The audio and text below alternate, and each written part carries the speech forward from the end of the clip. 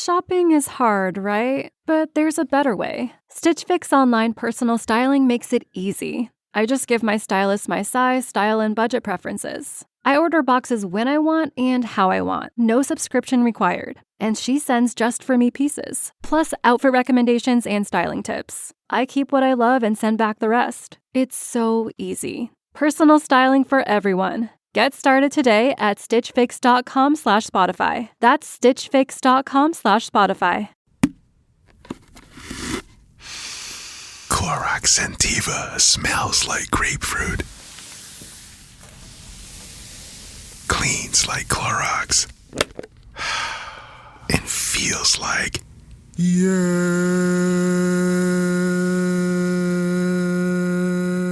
Okay, we could be here all day.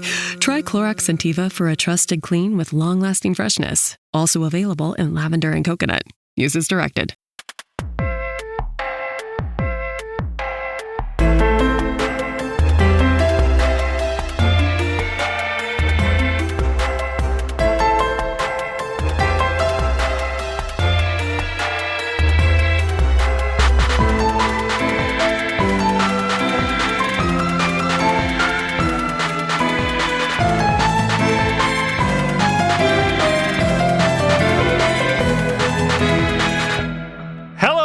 And welcome to Dice to Roll, the Queerest Pathfinder Podcast on the planet where we answer hard questions like, what's you guys' favorite dinosaur?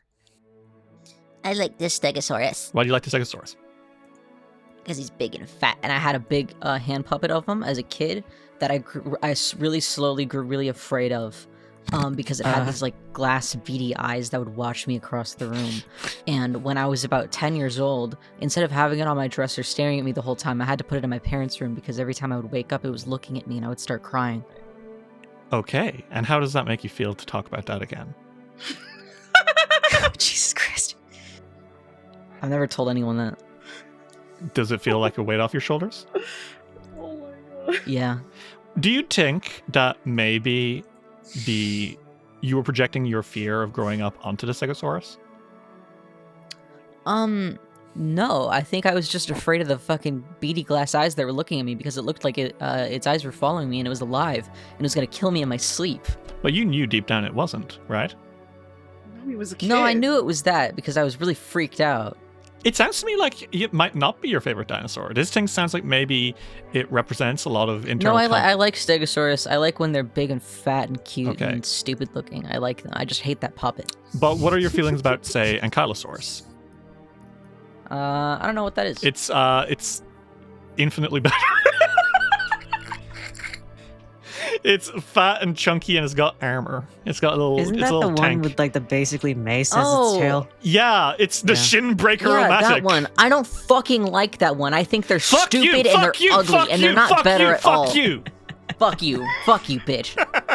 I like the dinosaurs from Land Before Time. Okay, that's nice, Dave. Which one? All of them. You have to pick one. You have to pick one. No, because I don't. No, he doesn't have to pick one. I don't remember all that.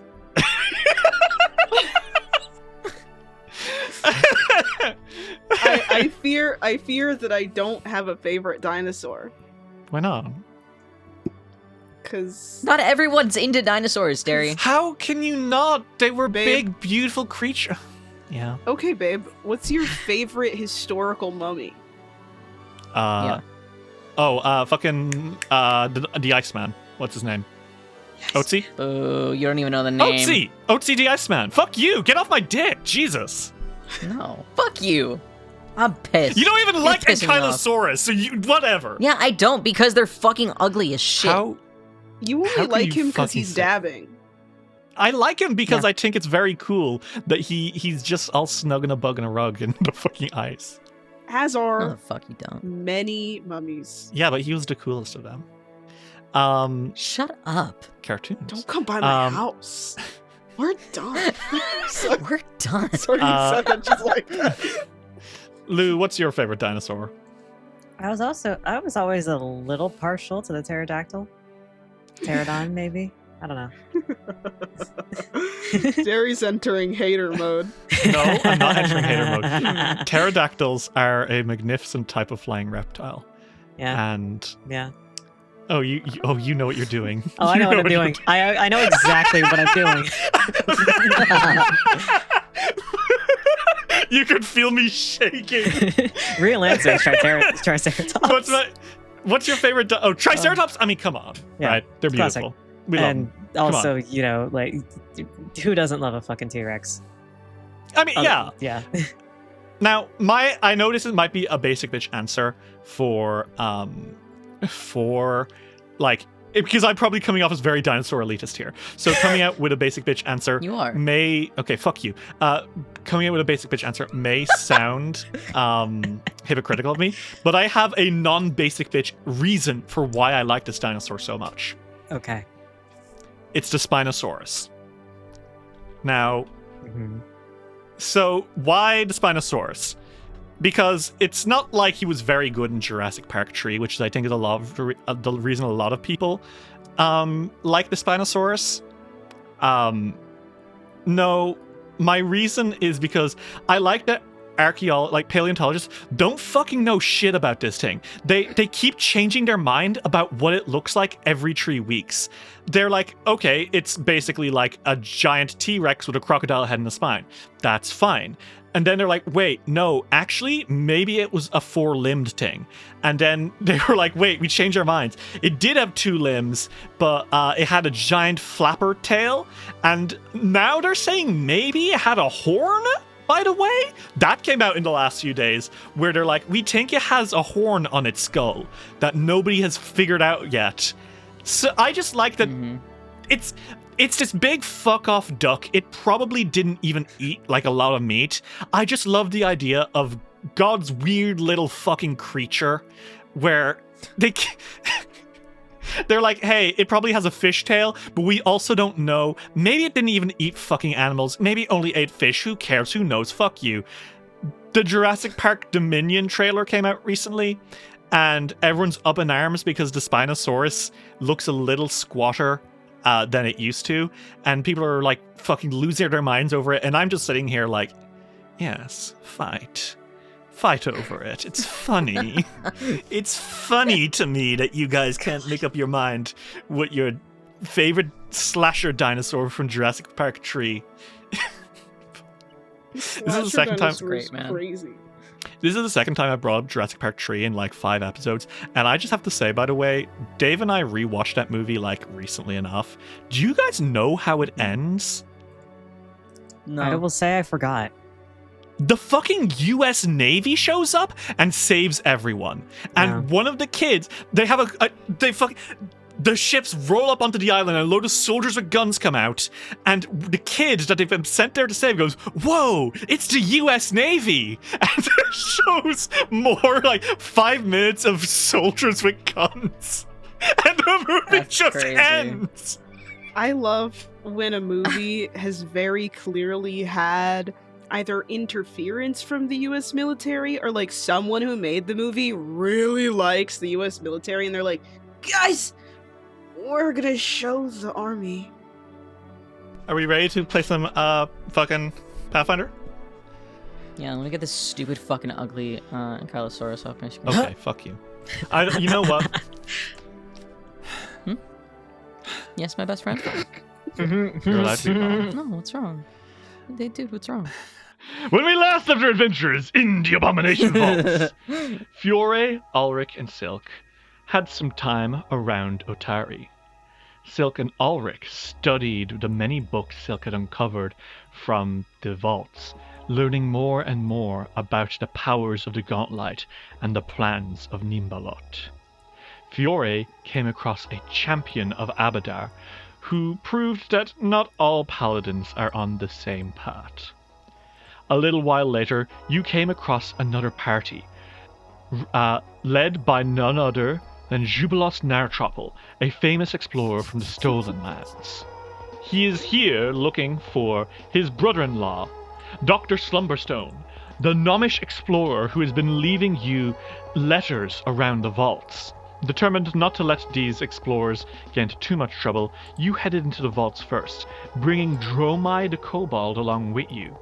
As you descended into the next floor, marked on the elevator as a farm, you slowly descended below, only for the elevator to break and fall, collapsing into a pile of rubble. Ulrich, Silk, and Fiore are now trapped underground with no way out. And what's worse, this floor, surrounded by murky green waters and a wooden pier, shows that they are not alone. 4 gnome bog mummies are shuffling towards them from the water, calling themselves the Children of Belcorra. They now rush you, solid flesh clinging to their bones as they prepare to spread their awful plague into your flesh next. So, fellas, that's not good. It's bad. Looking bad. We wanna kill some children of Belcorra. I'd love to kill some children. Okay, they're probably quite old. So, Well, I said what I said. let's set the scene, shall we? Fiore, Ulrich, and Silk. The 3 of you stand at the edge of a dock. Behind you are the ruined remains of the elevator you took down here. And across from you, on the dock leading out into the green water, are several gnome bog mummies. Iron cages holding skeletal monstrosities sway from chains near you. And all 3 of you will need to get ready to fight against these monsters as they rush for you. And everyone, I'd like you all to roll me some initiative. I don't wanna do this. Okay, well, Fiore, that puts you at the top of the order. There are these awful children of Belcorra who are now stumbling towards you, their voices raspy and hollow, and you hear the one at the front say, Fogfen Few, you will die. which is awful and terrible. Don't like that. What do you do, Fiore?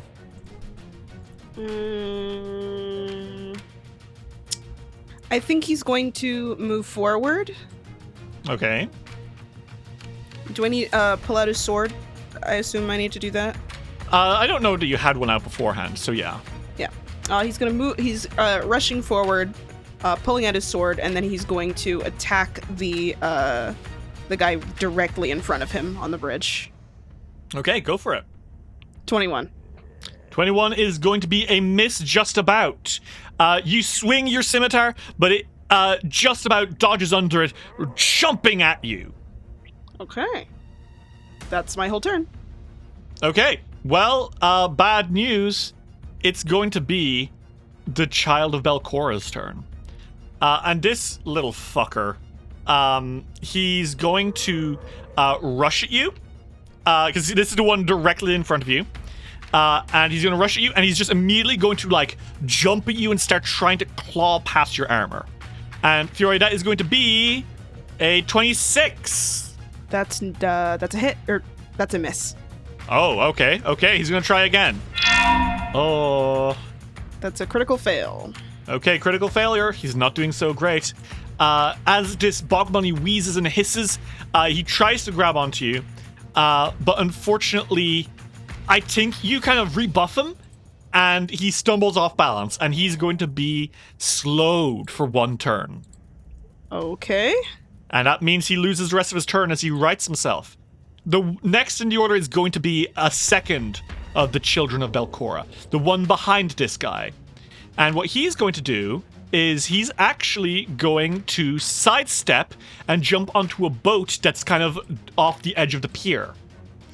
And then he looks at you guys, and oh, Fiore, I actually need all of you to please make me a fortitude save. Sorry, this should have happened a few seconds ago. 23. 26. I rolled 33. Yeah, that is actually going to be a success for all of you, and Silk, that's a critical success. So Silk, I don't think you are at all bothered by this. But Fiore, you and Ulrich taste something in your mouth. Mm-hmm. Bog water? Gross. For a second, you feel it flooding your lungs, but then it's gone, and you're okay.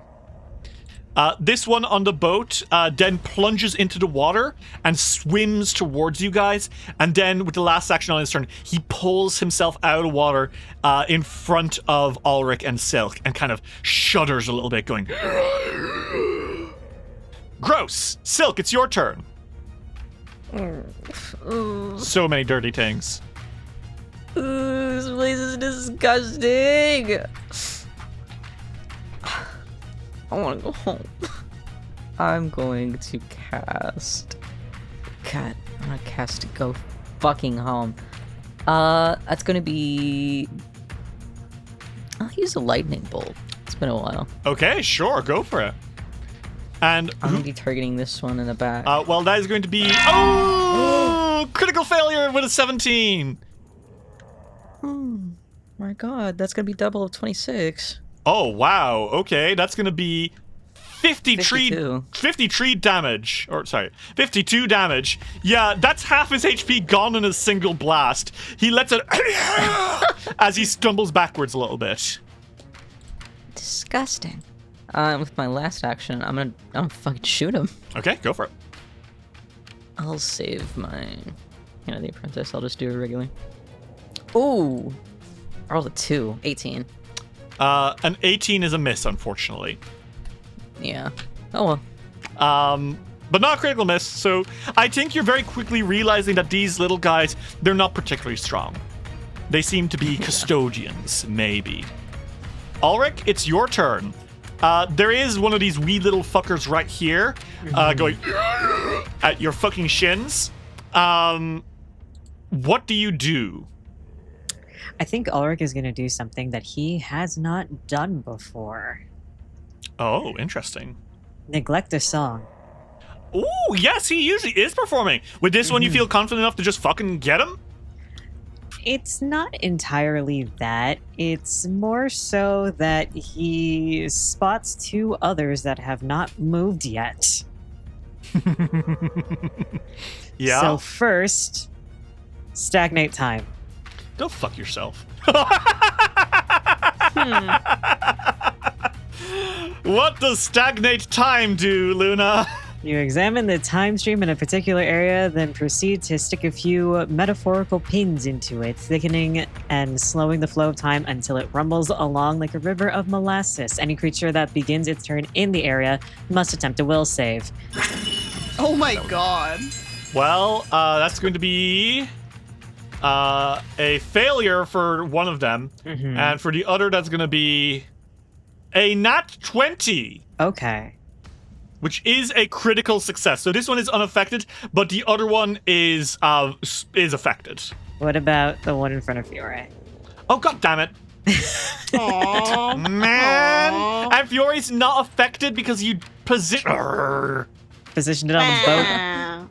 Thanks. and that's going to be a failure as well. Okay, so So both that's- failures, they yeah. are slowed 1 this turn. Crit success, of course, they're unaffected.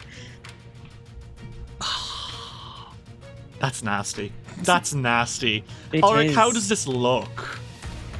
Ooh. I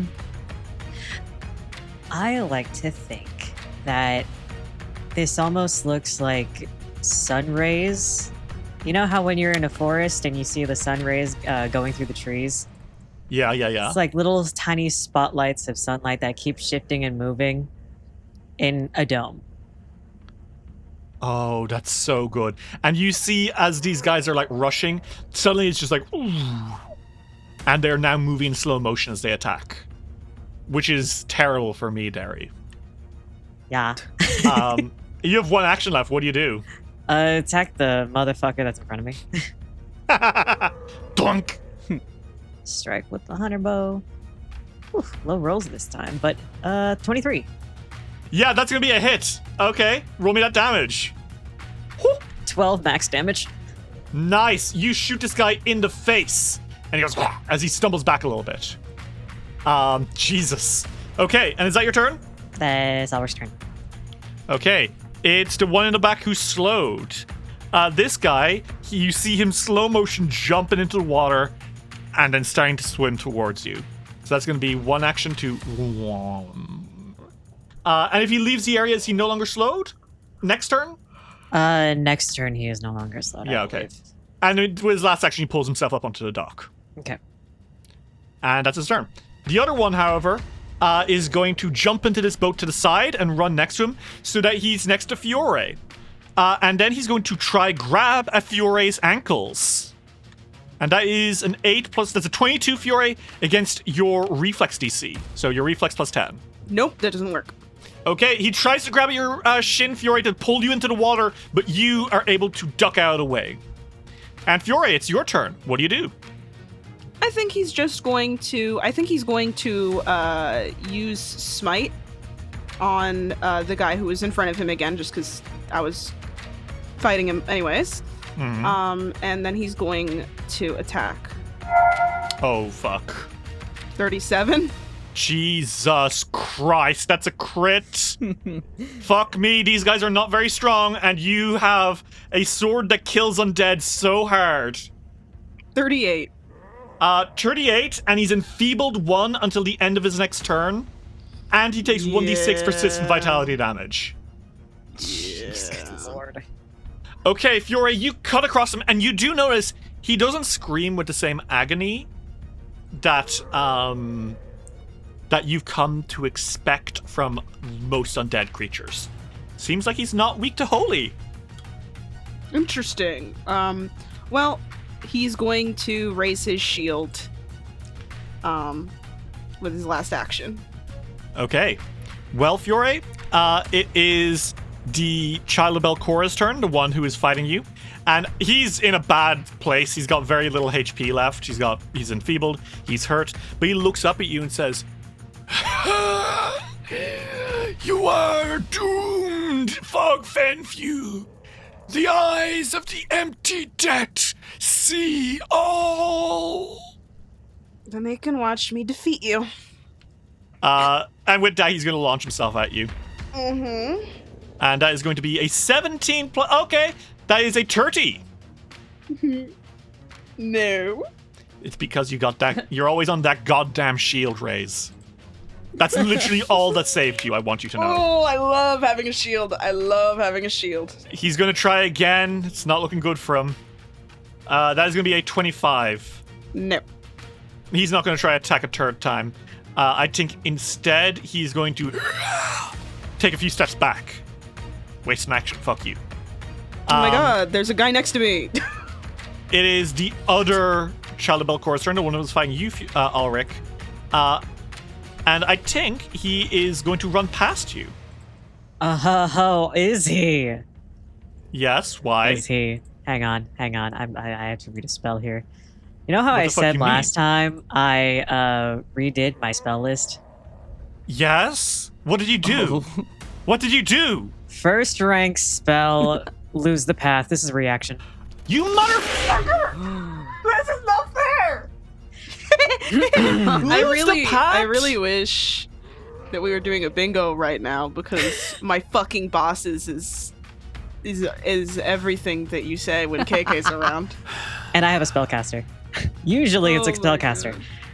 I'm so mad. I'm red in the face and my jaw is agape. So he has to make a will save. Yeah. And it'll treat all squares as difficult terrain because he doesn't know where the fuck he's going. Mm-hmm. Okay, well, let's see. That is a 30. Okay. So... Alright, so unaffected. Okay, so what happens is you see him running, and for a second you see him almost teeter off the edge. If he had failed, this would have made all squares difficult terrain, which would have eaten up his movement. But right now, he is instead kind of just... He teeters for a second before sprinting on. He then runs over to be in front of that iron cage with the skeletal Hulk inside. That weird, hairy ape corpse that was in the cage. And then he takes an action to pull out some keys. And he takes an action to start undoing the cage door. And unfortunately, we're going to add this monster into initiative. And he's a little bit away, but you see the skeletal Hulk emerge from the cage, growling. It's like this awful monster, right? It stands maybe 12 feet tall. It's got like a pelt of fur hanging around its neck. Its skull resembles that of a gorilla, and its arms are like oversized with long rake-like claws. And it lets it as it pulls itself out. And I will say this thing is size huge. Great. Man. Uh-oh. Silk, it's your turn. Oh, fuck. Oh, fuck.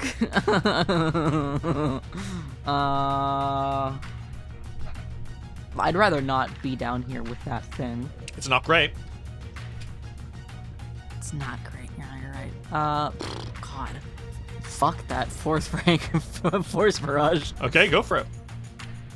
All 3 actions. It'll be 22 damage. Okay, 22 damage off the bat. You blast a load of missiles into this thing, and it stumbles back and lets it before it's stumbling back towards you. Yay. Ulrich, it's your turn. Oh, fuck. Okay, Ulrich is going to set up a rallying anthem.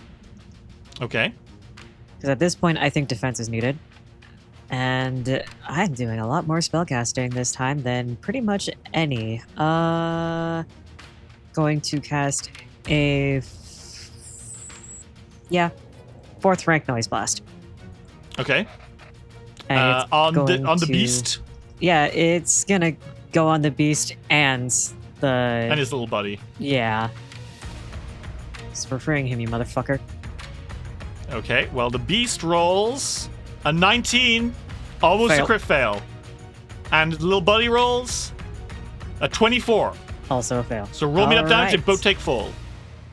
They're also deafened. Yes, they are. So 20 for both. Very nice. A explosion of sound rips through both of them. And the little one is knocked back a little bit. The big one just shakes and lets it out. It's really mad. I will say, because it's a skeleton, it's moving like a stop-motion puppet, you know? Jason and the Argonauts style. Really fun. This thing is literally animated. Okay, and they're both deafened for 1 round. Mm-hmm. And yeah, okay, is that your turn? That is Ulrich's turn, yes.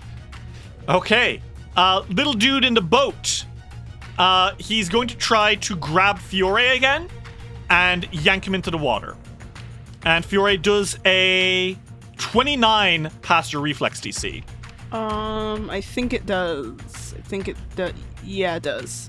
Okay, he grabs you by the ankle and he repositions you. He throws you into the water and you splash in with a loud whomp. And you are now exposed to the fetid lake. Great. Yeah, I need you to make me a fortitude save, actually. Okay. 30. That's a success. You're fine. But, oh, this water's really dirty. Like, you can see as you fall in, your Everlight crystal is, like, pulsing light through the water. You can see so many particles in this. It's disgusting. Oh. Like, the water is green. Great. It's like when you go to a literal bog. Yeah, or like basically. a literal, like a swamp. Yeah, this is a very swampy underground lake. So you're gonna have to deal with that on your next turn because you are under the water. Help me. I am under the water. Help me, I'm drowning. Grinning as you're down there. The Child of Belcorra, I think, tries to stomp your head to keep you underwater. And that is Rude. going to be a 22 critical miss. Sorry. I pulled this one earlier and it's happening to me again. He misses, and he almost falls into the water, but he's good for a moment, so he's just going to be slowed for 1 round. So that's what happens with him. He loses his last action. Next is going to be that one who spent his whole turn crawling in off the lake, the one that Silk shot. He's getting revenge. He runs up to Silk and he tries to bite into his side. Bitch. And Silk, that is going to be a 31 to hit. Yeah, that hits. Okay, that's going to be 15 piercing damage as he bites into your side. Ow. Can I use a retributive strike? I know I'm in the water, but can I do that? Yeah, I think you can see him. You're not, like, sinking yet. Uh-huh. All right, I'm gonna use a retributive strike. Okay. Okay. What do you roll? 33. That's gonna be a critical success. Roll me that damage. 14. Okay, yep, that's 14 damage to the Child of Belcorra. You shoot it in the head, and I think it embeds into its head, but not before it bites into Silk. Okay. So, Silk, you're still gonna take damage, so you're only gonna take 3 damage instead. Yay. But you still need to make me a fortitude save, please, as you feel something coming from your side. I don't feel anything coming from my side. No, you are fine. That is a nat 20 to resist this disease. Nothing happens to me. What are you talking about? You barely even feel this nibble. You're like, ah. Bitch. Fucking Okay. excuse you. And I think with this last action, it's going to pull away just so Fiore doesn't have immediate access to him. It is the Skeletal Hulk's turn. The Skeletal Hulk roars, pulls up a claw, and then it swipes down. And that's going to be a 26 to hit, which is a hit against the Child of Belcorra that freed it. And that's going to be 2d6 plus 9 slashing damage. That is going to be 15 slashing damage as he rips into the child. The child lets out a hollow gasp before this thing then turns to you guys. It roars. And Ulrich and Silk, it is going to make a broad swipe against both of you. That is going to be a 20 to hit against both of you. Doesn't hit. Miss. The claw sweeps through the air, but you two both manage to dodge it. It seems that maybe this thing is a completely wild monster. No Fiore. agents. I get it. You're in the water. Yeah. So you're going to need to take an action to pull yourself out. Yeah. I don't think you're going to be able to... Yeah, otherwise you can't really do much very effectively. Yeah. He's gonna take an action to get out. Can I just do that? Yep. Okay. Well, he takes an action to get out. And then he's going to run towards the big monster. Okay. And he goes, "Get behind me!" And he's going to attack it. Okay, go for it. Actually, can I raise my shield and use the attack from that? Yeah, absolutely. Thank you. The line shield awakens. My shield 34. Oh. That is a critical hit. 30 damage. 30 damage, you slam into this fucking thing, and it is going to take that damage. You slam into it, and I think you shove it back, and you slammed it in the hand. You've cracked its hand, and shattering, fissures are coming up its body. You can see it is barely holding itself together. That is your turn, Fiore. It's the Children of Belcorra's turn. It's the one who was fighting you before. He is going to spend 2 actions lurching towards Silk. And with his last action, he just tries claw at him. And that is going to be a miss, Silk. Yep. Fuck you. The other one, it's the one who was being attacked before. I think is just going to jump into the water and start swimming away. That one is leaving. It was too badly hurt, and the Skeletal Hulk did a number on it, and it values its continued existence. And maybe telling people that you're here.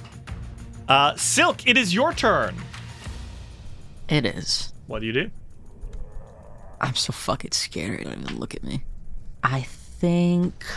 I'm gonna 2-action Blazing Bolt this one over here. Okay. That's gonna be a 34. Critical hit, roll me that damage. 46. Okay. Double of 46, let me see. It'll be 20 damage in total. A little more than that. I know, because this motherfucker's a mummy. Actually, it was a It's actually slightly less than that. Oh.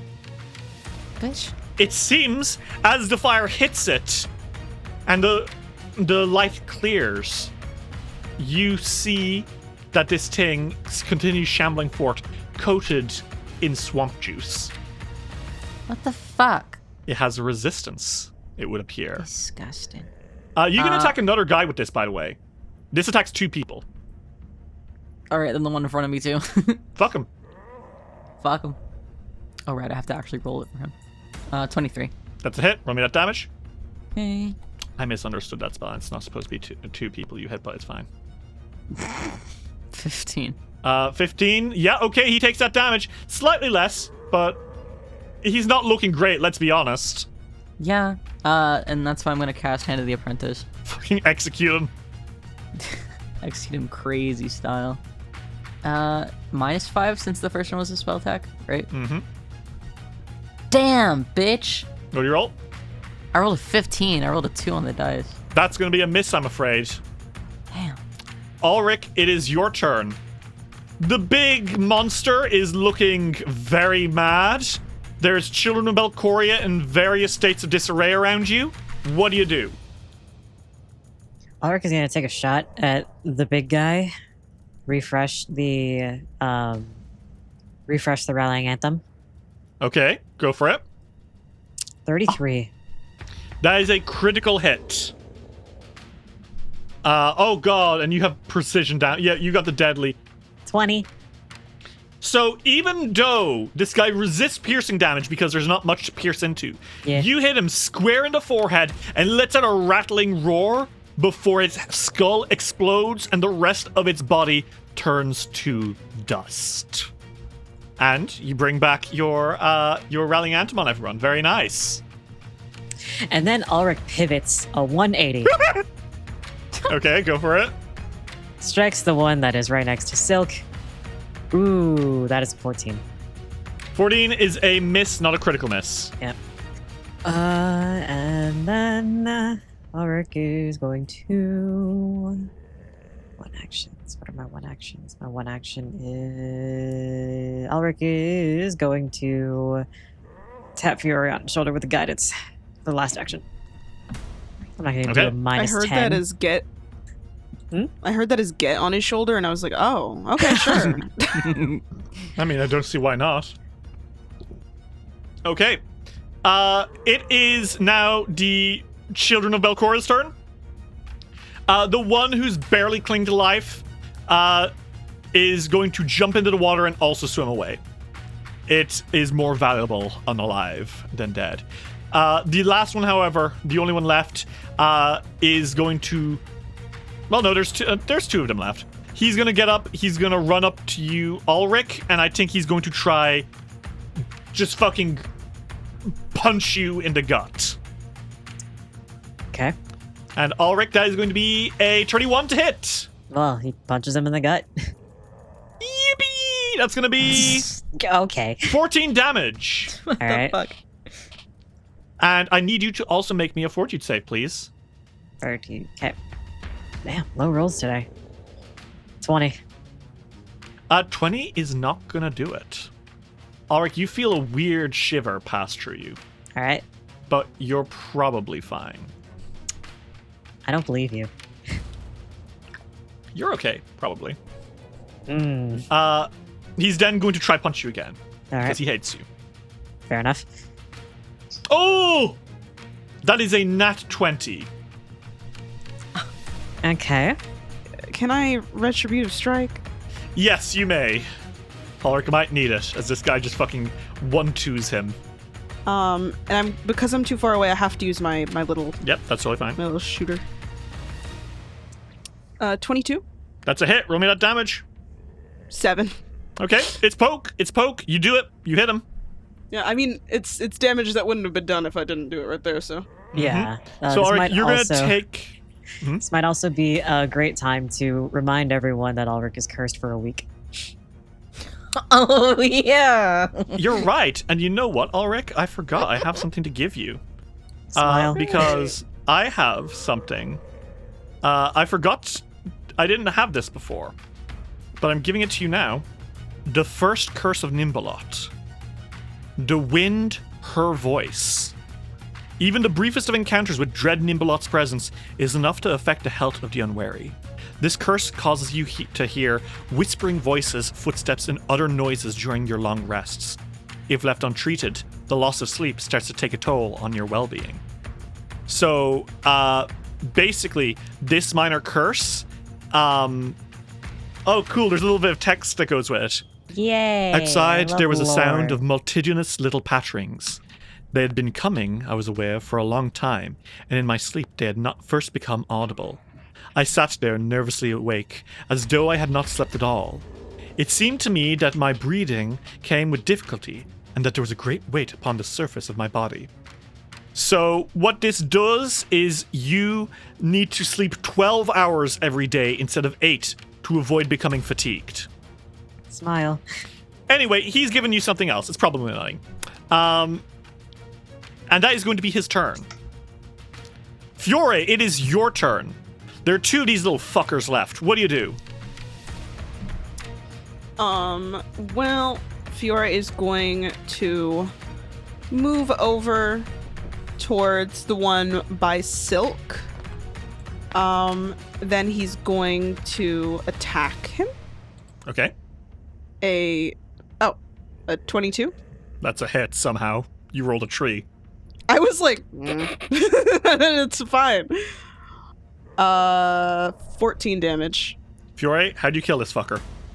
I think that his scimitar comes down into his shoulder, but Fiore is continuing the movement, and he it sends the guy flying in the direction of the pier.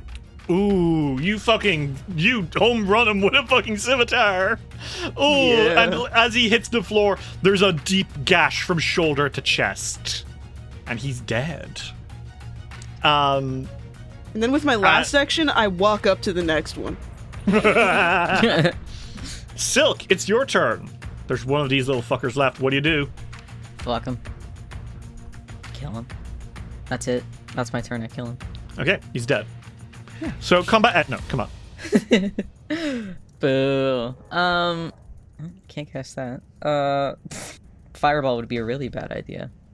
I'll do. You could try to recall knowledge on him if you needed, because certainly a scholar like Silk might be surprised that a mummy isn't immediately catching fire.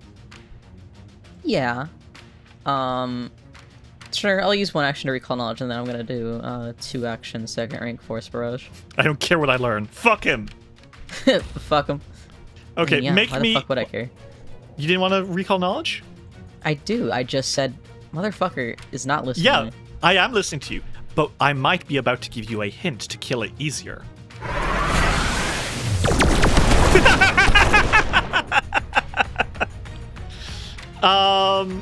I know what I'm about, son. Okay, well, you can certainly make me the recall knowledge check. It will be using religion, but you're going ahead with force barrage. Okay. Yeah, that's weird. You know, that was... Wait, hold Shrugs. on. No, it works. Okay, never mind. Lol. Okay. Jesus. Actually, wait, did you get a... You got a nat 20! Oh. Silk, you're like, oh, how could I be so careless? It's a bog mummy. Bog mummies, they aren't as flammable because they're literally created in swampy environments. Water is infused into their very being. If I want to destroy this thing, I'd use cold damage or force barrage. Or force barrage. And he shoots him twice. So are you using what level? 2nd level. Okay. So that would just be 2d4 plus 2. So that's how much? That is 5. Okay. I rolled pretty bad. Pretty bad. But it's fine. You pop him. And is that your turn? Yes. Okay. Ulrich, it's your turn. I think Silk goes... Did I just remove... Why the fuck did I kill... What the fuck happened? Did I kill Ulrich? Why did Kill you him kill already. Ulrich? Is Ulrich... I clicked next in order, and Ulrich suddenly grew a skull over him and left initiative. He's not dead, guys. What the hell? I don't know why that's happening. What the fuck? Premonition for what's to come. It says he's dead, but he's really not. Ulrich, what do you do? I guess. Um. Wait, Well, what I'll do is wait. I know what's happening. 1 second. okay. Well, there's still one guy here, still one dude. So I think, refresh of rallying. It's 29. That is a hit. Roll me that damage. 7. Very nice. He takes it. And he's not looking great right now. What do? One more shot. Go for it. 27. Another hit. Roll me that damage. 10. Very nice. And you have 1 action left, I think? Go on. Go on. That was. Come on. What's going to happen? Look how low his AC is. Are you really going to roll under it? Come on. It's fine. The thing is, my rolls have been bad today, though. Yeah, but maybe you'll be good. Maybe you'll roll in that Son 20. of a bitch. Dude. Go on, go on, go on.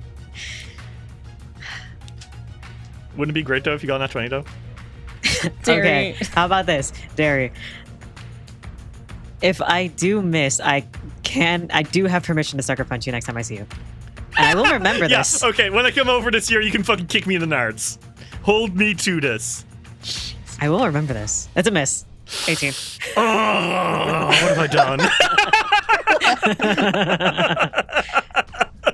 Well, okay, all right, it's a miss. It's not a critical failure, though. It's not even close. It's actually a miss by tree, just so you know. Yeah. Okay. And that is your turn. Yeah. Next in the order is this guy. Yeah, he's not an idiot. He's gonna die if he stays here. He jumps into the water, and he too swims away. And thus, combat is over. How are you all doing? Ugh, disgusting. Oh, Fiore, you look gross. Yeah, Fiore, you are covered in swamp slime. Fiore looks down and is like, give me a minute. And he just takes off his, his sort of scarf poncho-y thing, and he just wrings it out. Oh. Silk prestidigitation, Tim. He's, oh. Thanks. I can't stand to look at it. I'm sorry. Oh, I didn't exactly like being in there. I can't imagine.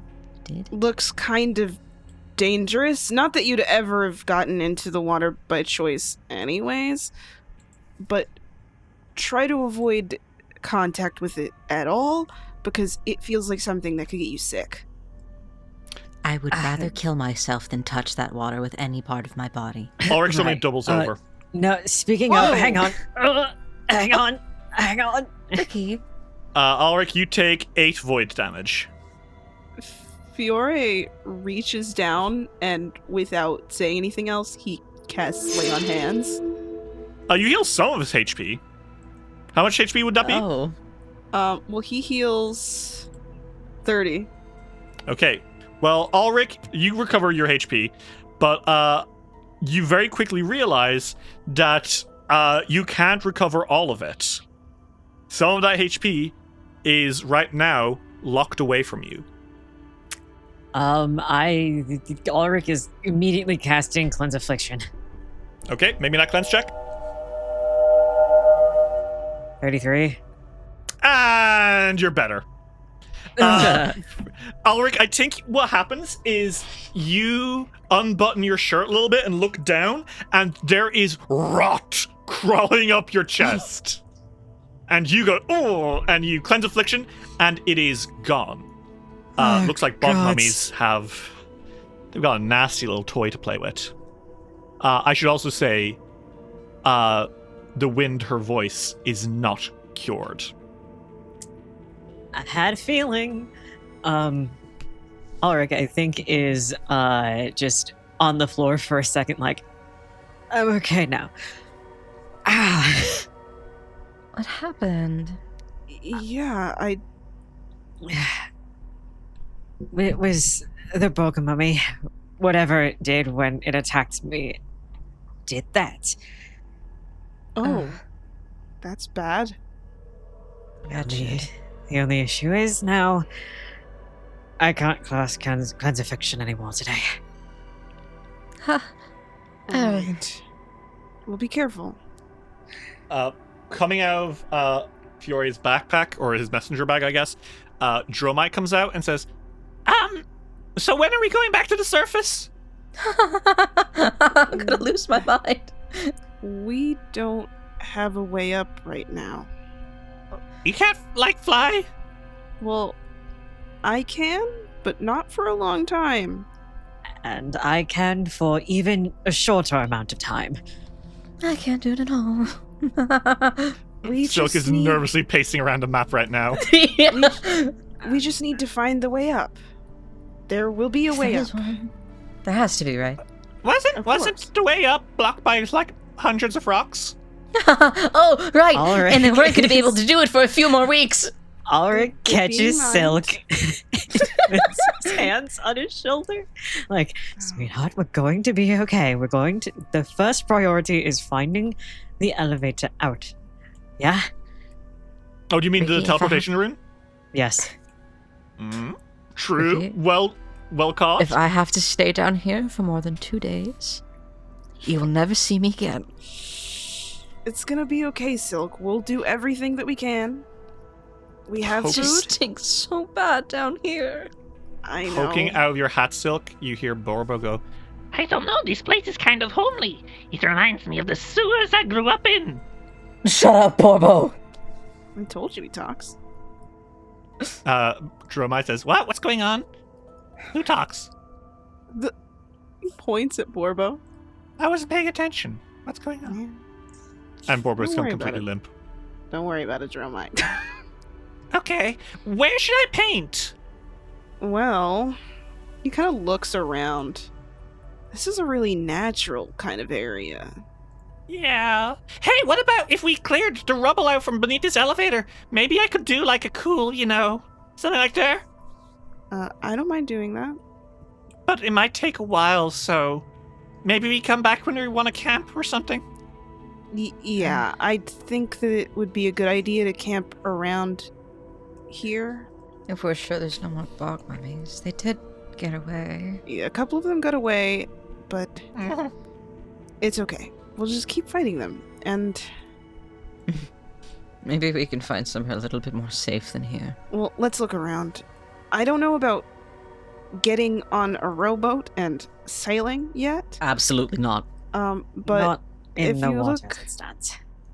if you look over there, and he points to the west, it looks like there's somewhere to go. Huh. Joy of all joys. More doors to go through. First, though, can they take a minute to heal? Because I don't want to be caught not healed. Do you want to all make a quick, take some time to just heal your wounds? Yeah. Yep. Okay. So what's everyone's medicine check? Well, I'm casting my own hands. Ulrich can do this via nature, and it's where's his nature? 17. I have a plus 14. Okay. And you're trained, so that's... Oh, wow, yeah, so that's going to be a critical success. Woo! With trained. That's going to be 17 healing silk. Thank you. And Ulrich, don't you have a thing about gathering natural plants? Because there's a lot of natural plants around here. Oh, growing yes. from the rocks. Yes, I believe I do. Natural medicine, right? Yes, natural medicine. If you're in the wilderness, you might have easier access to fresh ingredients, giving you a +2 to treat wounds. Yep, so that Because would there's lots of moss and weird mushrooms growing from the rocky beach that you're on. 37. Nat 20, yeah, that's gonna be, oh my god, that's going to be 4d8 plus, yeah, you're just max HP, no problem. Oh, Ulrich, these are the freshest and most unique ingredients you've ever seen. You're actually low-key blown away by it. Ulrich, I think, double takes and goes, I feel like I should take samples from this place. Is it? Oh, yeah. These look pretty useful. They're incredibly fresh. I've never used exactly these, but when I was a kid, I mean, There's a lot of stuff that's useful in a dungeon. And this is a natural dungeon? Yeah, certainly natural. I mean, if you want to collect while I'm finishing the healing off, you can absolutely do that. Ulrich is going around foraging. You don't have to tell him twice. He's literally over here. He's literally over to the east of everyone, just picking up, sniffing plants. So like calls out to him. He's like, "Be careful." I will. And it's just he continues on. He's in the zone. You're gonna make some sick fucking medicine from all this. It's gonna be so good for his business. Once everyone is healed and I've regained the focus points for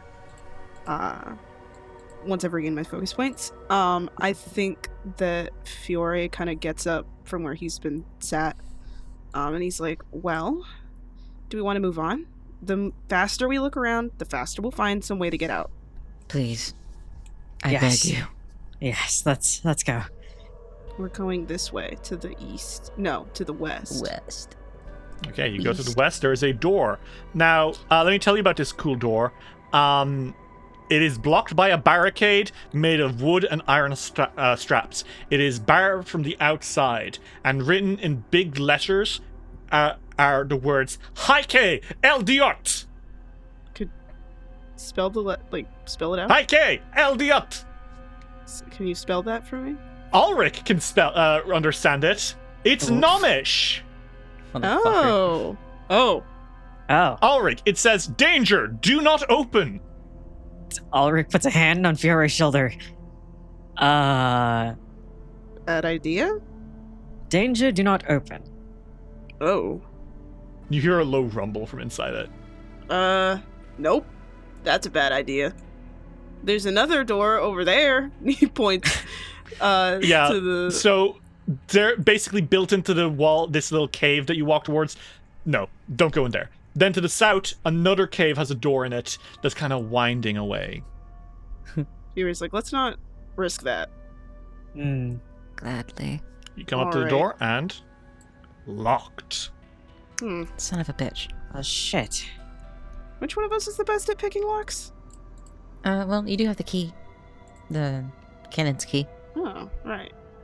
I'm really bad at picking locks, though. Like, it's not really a skill I picked up on purpose. I'm not good at it either. Ulrich, are you any good at it? Opens his sheet. He said, what's the stat that I got? Because Fiore's is literally +0. Is it a thievery check, right? Yeah. Yeah. Ulrich's is +13. He's like, woo! He waves his head back and forth and goes, okay. Well, maybe? I'm 100% sure you're better at it than I am. Well, Anytime I've ever done it has been a fluke. Okay, let's see. And Ulrich tries.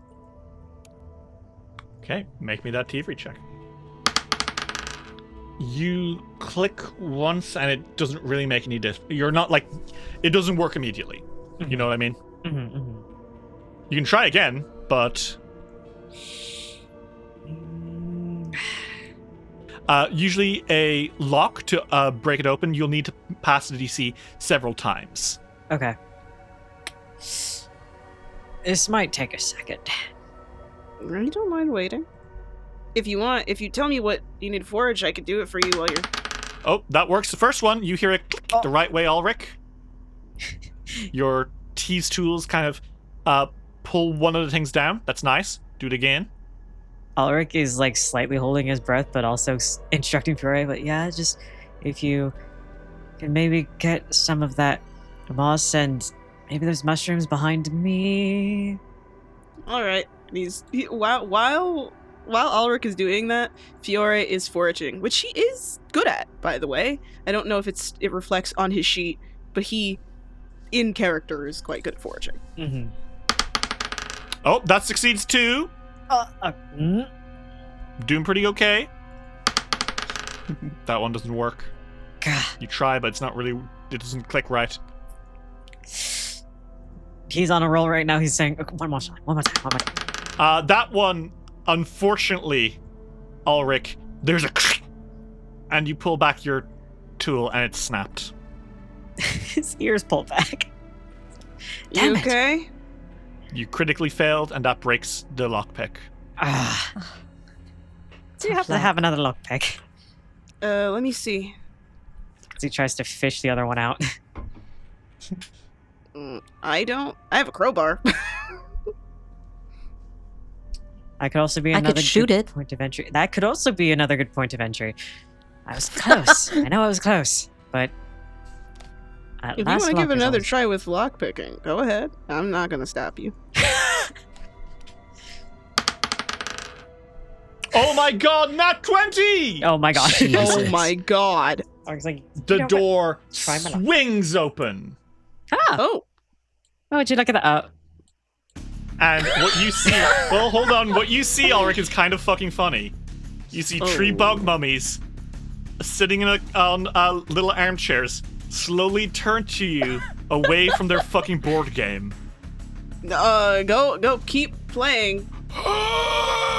Roll me initiative.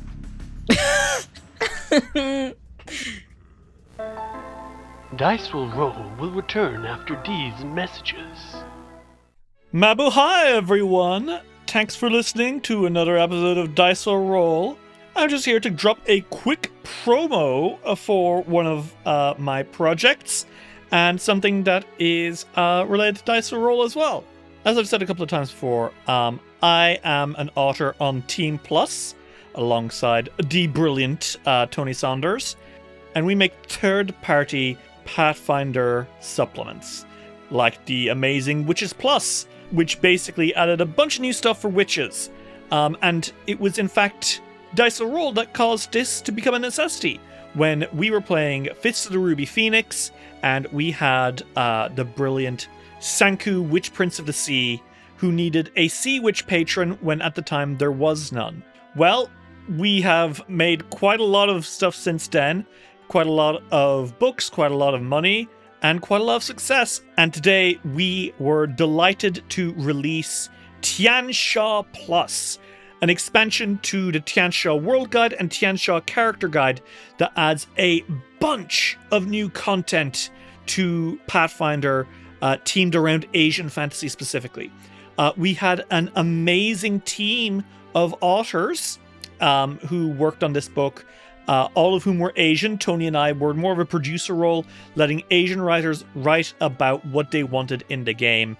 One of those authors was the beautiful, illustrious, amazing Dave, who not only wrote an expansion to the Starlit Sentinel, which is a magical girl archetype, but made his own archetype, the Minatan Dancer, which is all about Filipino dance, whether it's the coconut-based Maglalatik dance, the sword-based Karenza, or many, many others.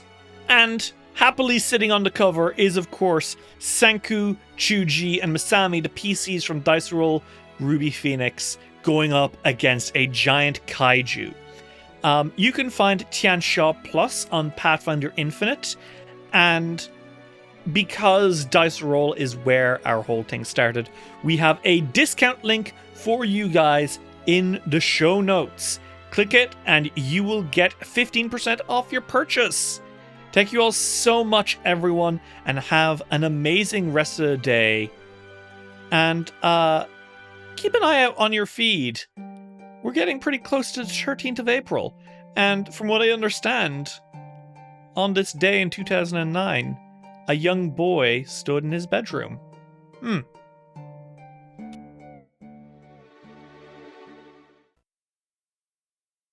I'm Dr. Jen Ashton, your host for Season 2 of The Visibility Gap, a podcast presented by Cigna Healthcare.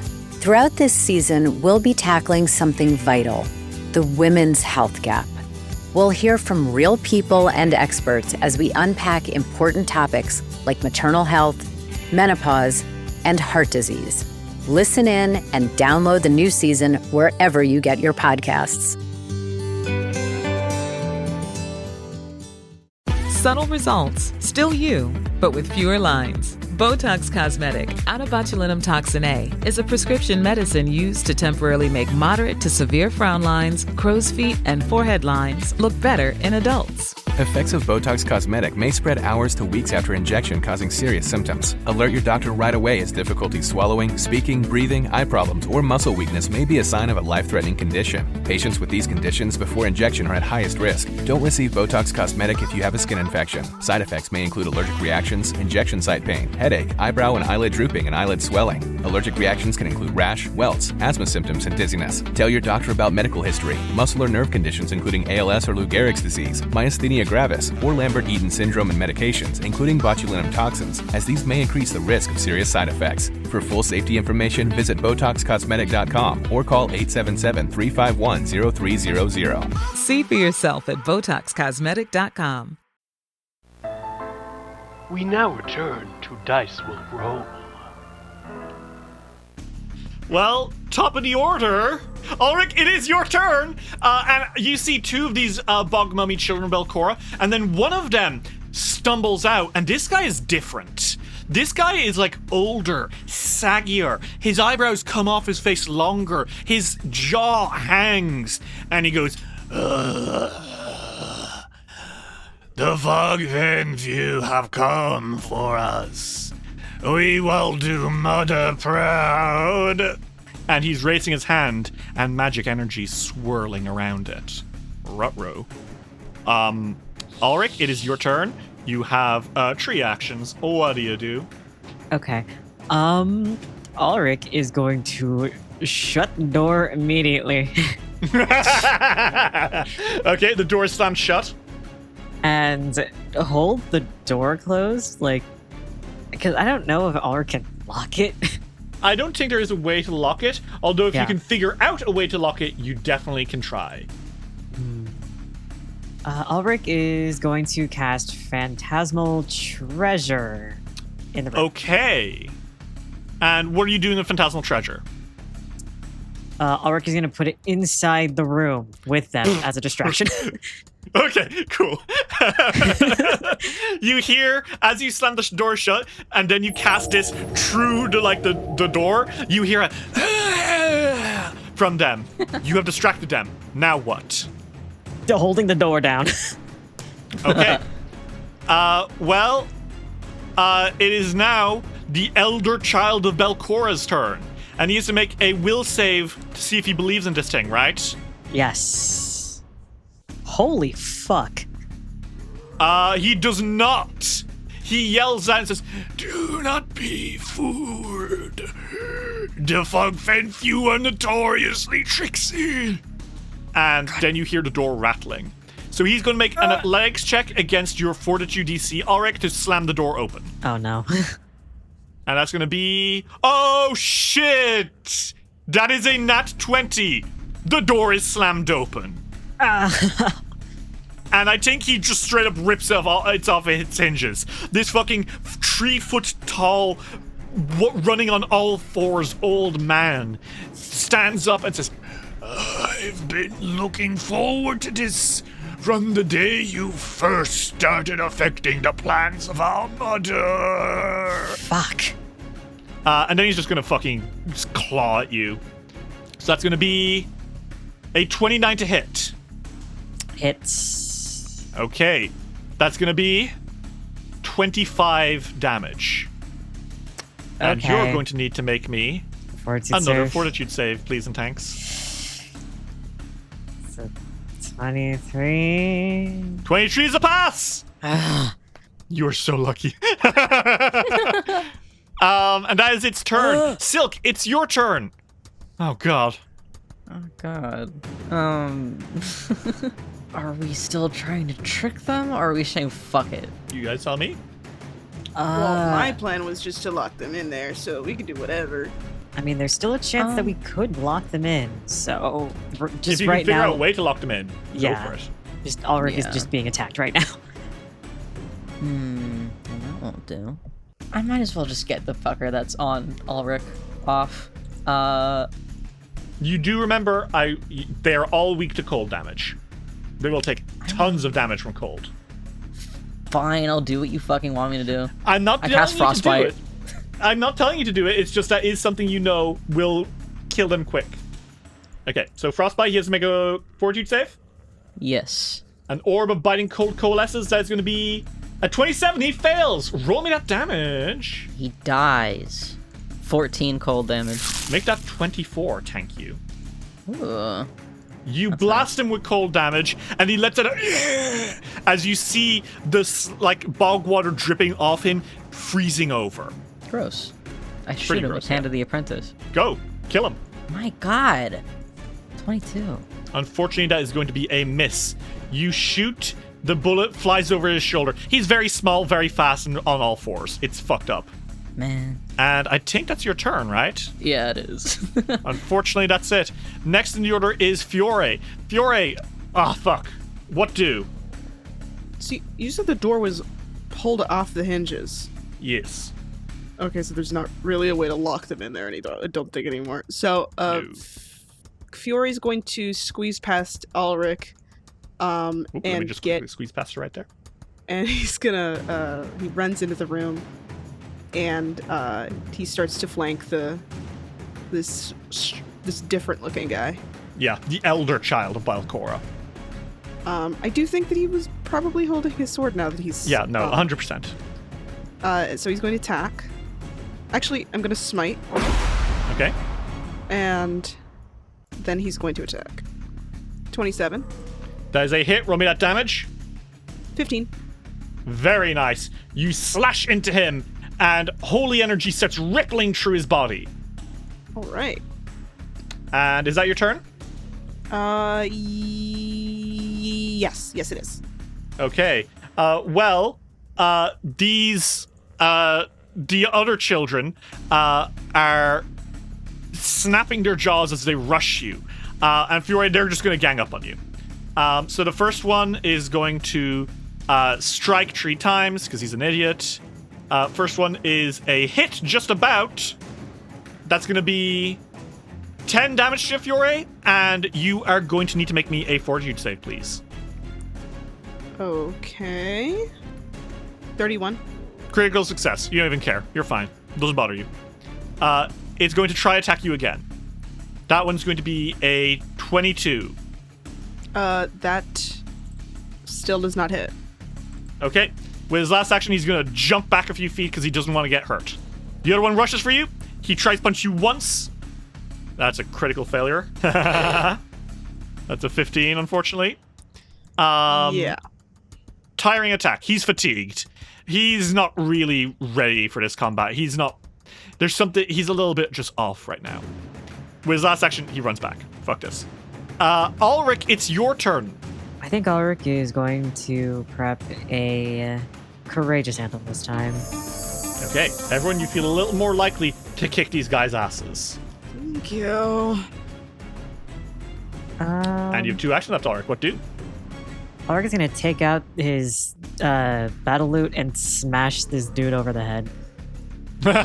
Smack him. Go for it. So it's an action to do that. And bonk. Not bonk. 19. Fuck.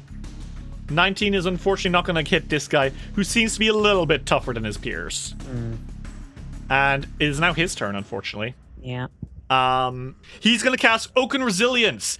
Bark crawls up his hide, and he is going to immediately kind of become like almost armored in wood. So he's going to have a resistance to bludgeoning and piercing, but his resistance to fire is going to kind of come down a little bit. Oh, boo. And snarling, he's then going to try punch at Fiore.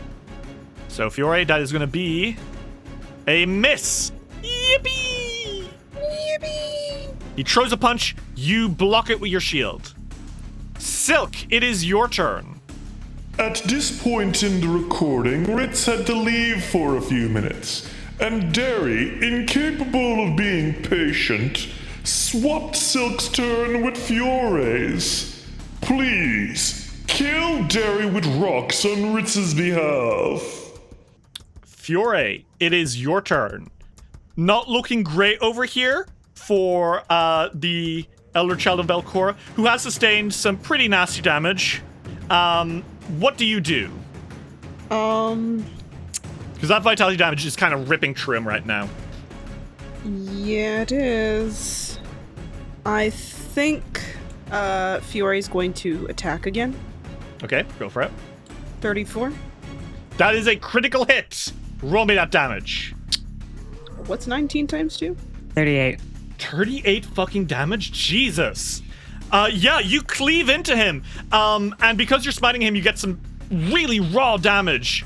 And the Elder Child of Belcorra lets out as he stumbles, barely holding on now. And you got one action left. Or, no, you got 2 actions left. Jesus. Yeah, I do. Sorry, man. Fiore is going to... I think I'll hit one more time, just because they seem pretty easy to actually hit. 22. 22 is unfortunately going to be a miss. You slash into him, but nothing happens. And then he's going to raise his shield, just because it's a good idea. Okay. And that is your turn, right? Yep. Okay. Rich, you back? Man.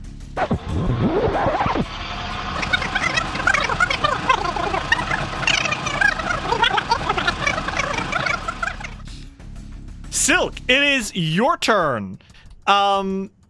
Fuck. The Elder Child of Belcorra is barely holding on, and the 2 in the back, they don't look particularly strong. What do you do? And it would be funny if I just flung a fireball in there. You could. You know that they are resistant. I know, but it would be funny. It's fucking funny, Derry. You ever think about that? Yeah, do you ever fucking think about that? For what it's worth, the one around the corner is based, like, the Elder Child, Fiore just fucking ganked him. He's barely holding on. Good, frostbite. Oh, no. Ritz, I hope you know there's literally no way for him to survive this. I know. Unless you do... It. There's, even if he saves, the only way is critical success. And he rolled... a 24. Roll me that damage. 18. That's 28 damage to him. He had 12 HP left. Silk, how do you shatter this guy? Oh, God. What fucking movie was it? Was it like a Spy Kids movie? I don't know. It was like some movie where someone got frozen. You might be thinking of. It's X-Men. Huh? I think you're thinking of the X-Men movie. Am I? Oh, yeah, where freezes someone and then they fucking explode him into pieces and he's dead forever. Yeah. And it's bullshit because his power was not dying. Yeah. No, wait, no, that's not what I was thinking of. It was a different one, but that also was bullshit. I miss him. I missed that one. You explode this guy into shrapnel, and the 2 Children of Belcorra in the back, their eyes widen, and they kind of hiss because their boss is dead. Now what? I'll shoot that one that I can kind of see. I'm a good shot. Go for it. 29. I'm a good shot, I say. Just fucking annihilating one in the head. Critical hit, roll me that damage. Really good crit. 28. Okay, 28 damage. You shoot this one in the back. And he's barely holding on as well.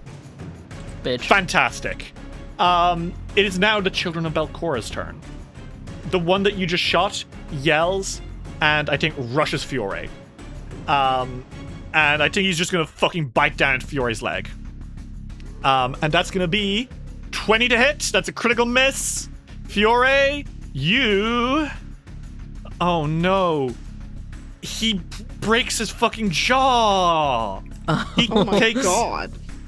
Wait, he takes 3d6 damage and he can't make an attack with this again? Uh-oh. Wait, how much damage is that? 3d6. How much? Okay, it's 5 damage. She's fine. That could have been really funny. That could have been hilarious. Well, he can't bite you anymore. So I think he's just gonna slap you instead. Which, not his best roll. That's another fucking critical failure. Head first. Okay. He smashes his head onto the floor and he dies. Oh my god. That's not exactly what happens here, but he's got like 3 HP left. I'm like, he's dead. You're telling me he falls unconscious? No, he's dead. The other one in the back is also looking pretty bad. He is going to now rush Fiore as well.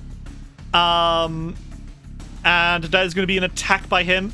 He's going to try just fucking deck you as well, Fiore. Kind of like clawing at you.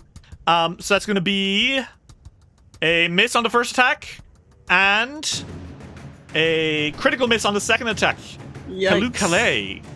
That one is going to be torn muscle. Until he's healed, he's enfeebled 1. Ulrich, it is your turn. There's only one left, and he's not looking well. Ulrich is gonna move right next to him and strike twice. 21. 21's a hit. Roll me that damage. 8. Yeah, you smack the fuck out of this guy. Blank. That keeps the song going, and you have one action left. Hit again. 23. Blank. That's a hit again. Roll me that damage. 7. 12. Very nice. Okay, you are smacking the hell out of him. He's not looking great, and Silk, it is your turn. Yippee. Silk kind of like moves a little bit so he is more in the room. And he's going to just move here instead. Yeah, I'll shoot him. I'm not gonna like waste a spell on this. Oh fuck. Another critical hit, 31. That's yeah, okay. Roll me that damage. 35 damage. Silk, how'd you blow this guy's head off? I paint the fucking walls with this guy. It's, you know what the worst part is? There's no blood because it's all gone. He's a mummy. It's just fucking dust that splatters the wall. Sorry, I don't paint the walls with this guy. I flock the walls with this guy. and with that, he slumps to the floor, dead. Disgusting. Nasty. How are you guys doing? I'm tired of seeing these things already. That is fair. And I think I can go a long time without seeing these motherfuckers. Poking her head out of the bag, you hear Dromai being like, "That was really impressive, though. I thought you did great." Thank you. Thank you, Dromai.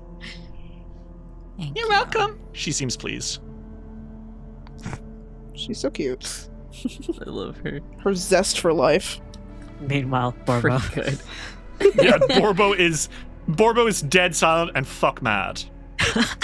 Get over it. This fucking guy. Silk thinks he's being such a fucking pussy right now.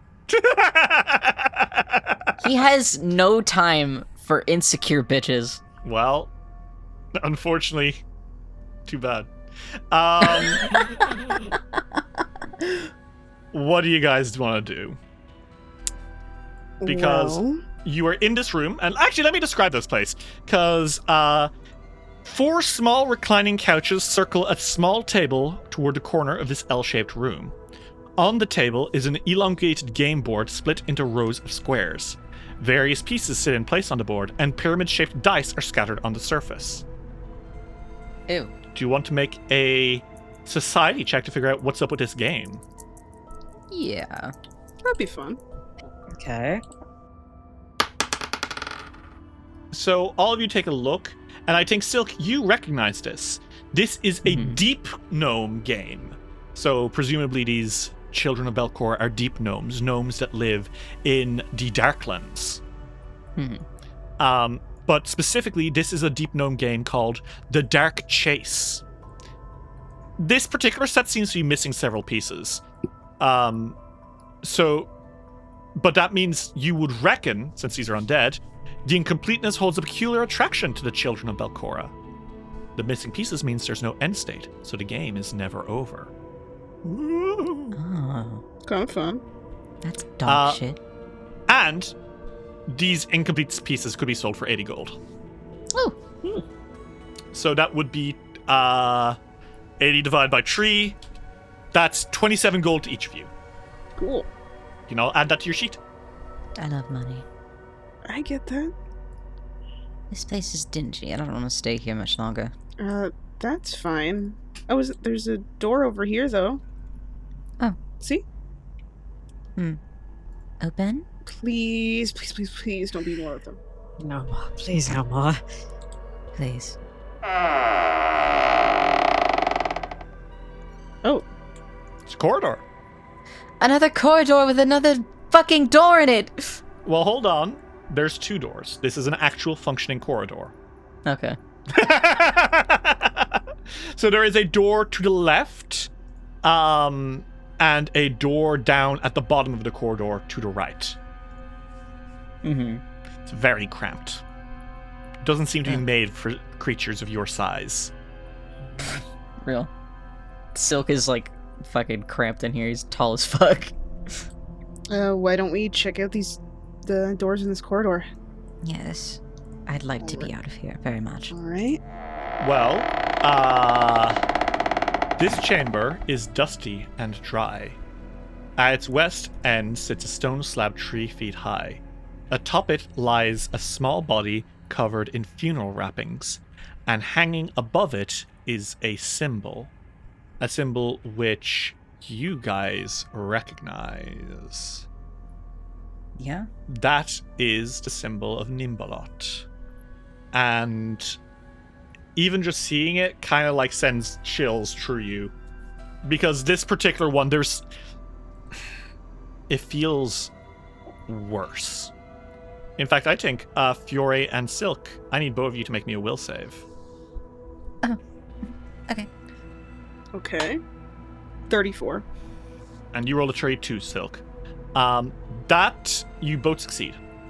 I just want you to know, you get this feeling that Nimbalot's power is growing stronger and stronger as you go below.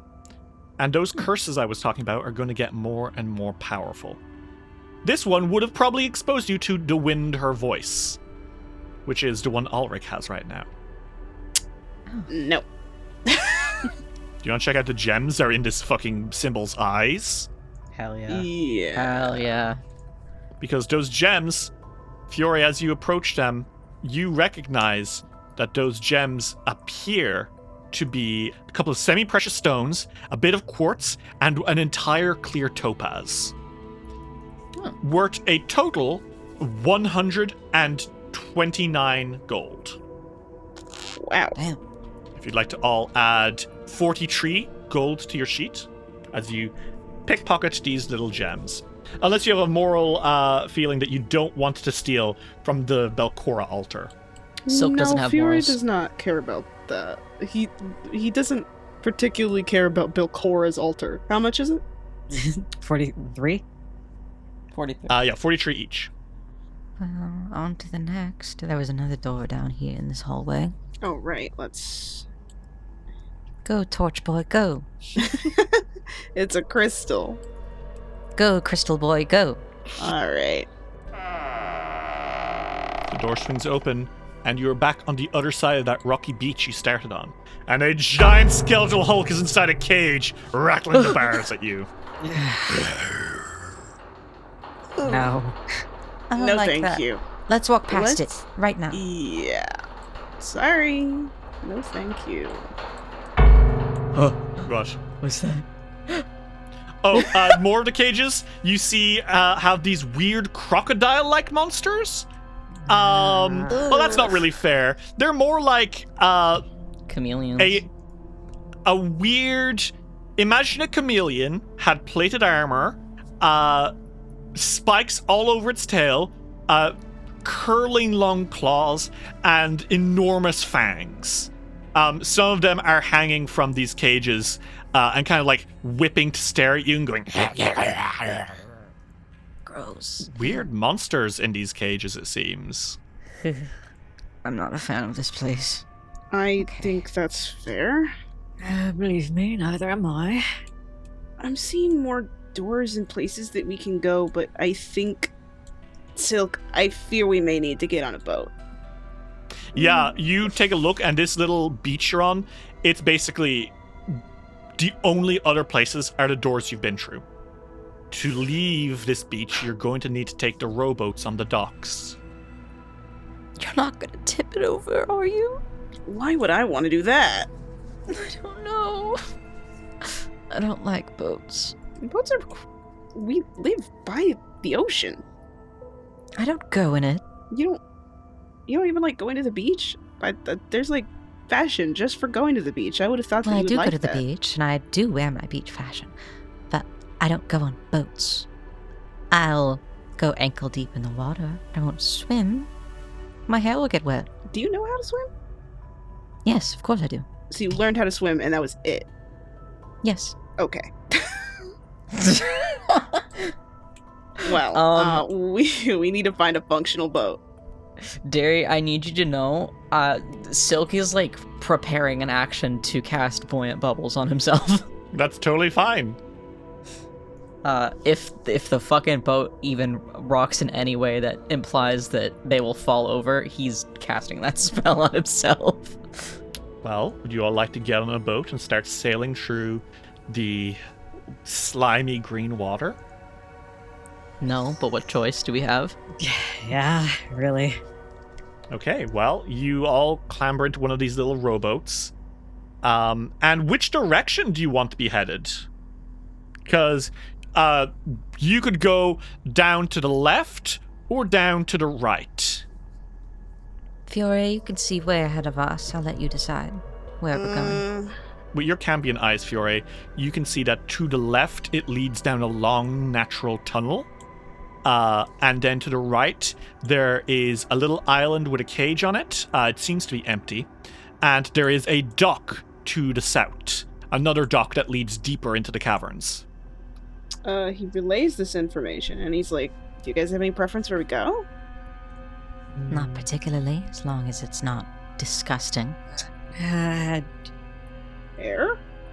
Nowhere in particular either. I guess whatever's closest. And also not entirely gross, for Silk's sake. Probably to the right then. Okay. So, you guys start to sail through the mucky green water. There's a lot of resistance, Fiore, as you paddle through. And you're kind of sailing past those cages you walked past before on the other side of them now. And you're going past that cage on a little rocky island, which appears to be empty.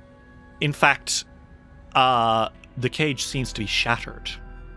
Oh, God. Quietly, you all slowly make your way through the area. And I'm going to roll nothing in particular. Don't worry about it. Oh, yeah, okay. Dude. You guys make your way towards the dock. And you know what, as well? I'm going to roll something else quiet. Ooh, okay. As you're all going, Fiore, you notice something as you approach the dock.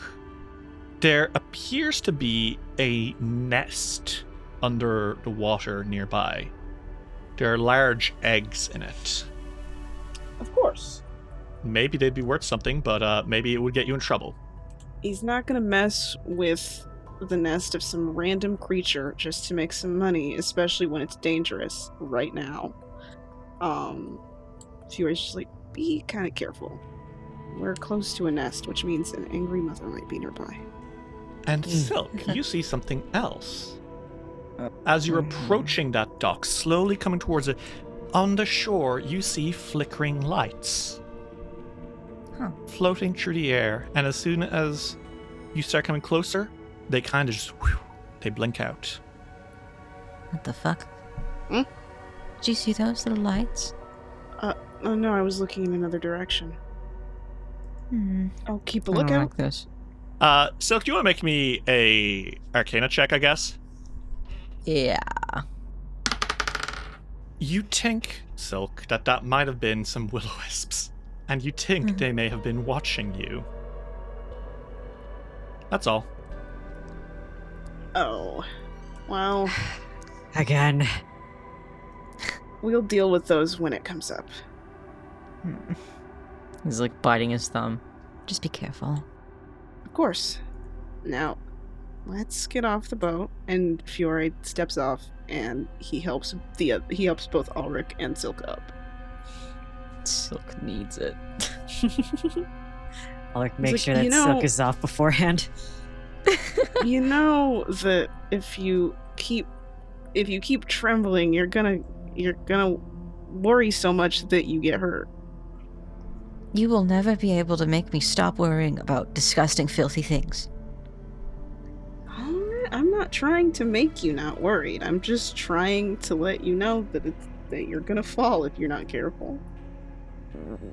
Well, what do? This rocky beach at the end of the dock is much smaller than the other. There's a single door into a tunnel nearby. All right. Then I think Fiore's like, well, let's just go through this door. Okay. All right. Ulrich? Oh, God. You don't feel great. Are you okay? You keep jumping at shadows. You feel really paranoid for some reason. It's probably nothing, just... You don't know why, but those will-o-wisps being there really set you on edge. You read somewhere, you're pretty sure, that Nimbalot watches through the will-o-wisps. Maybe, does she know that you're here? Is Nimbalot watching you now? He's trying so hard to shut those thoughts out. Why don't we keep moving? You should probably take a healing potion too. You look a little hurt. Yeah. And Fiore opens the door. Well, it is a long, stretching corridor. And it has a door to the very south, and then it splits off to the left.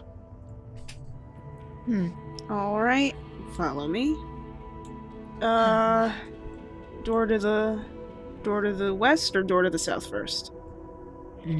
West. Okay. It's getting cold. That's not a good feeling. No, it's not. In fact, it's so cold that I think all you can see are Brett for a moment. Oh, shit. Do you want to open that door? Yeah. Well, this room, 6 alcoves line the walls, 3 to the north and 3 to the south. The 4 easternmost alcoves each contain a large stone planter filled with muddy water that reeks like a dismal swamp. 2 scorch marks on the ground near the eastern door surround piles of dark rags. The pommels of blades peek out from underneath one of the rag piles. Weird. Would you like to make your way inside? Yeah, Fiore carefully enters. All of you make your way inside. And as you walk in, your breath still visible in the air. Fiore, you notice something, actually. Something I don't think has happened yet. Your ring starts glowing. My fucking ring? Yeah, you have a ring.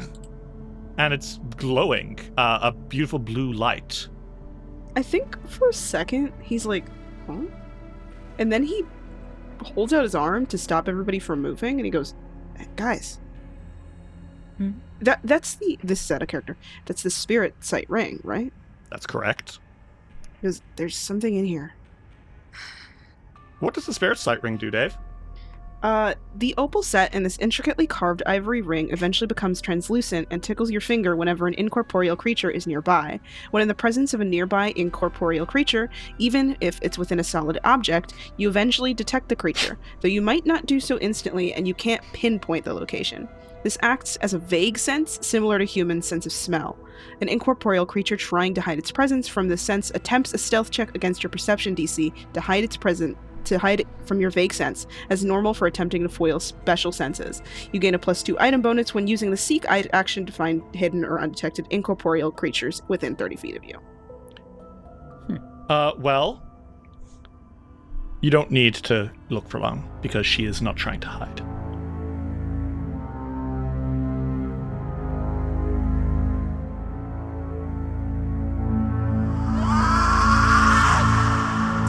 Oh shit.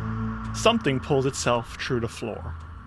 A ghost, the ghost of a woman, pulls herself through the floor, her hands clawing at the cobblestone as she climbs through. She is a translucent blue.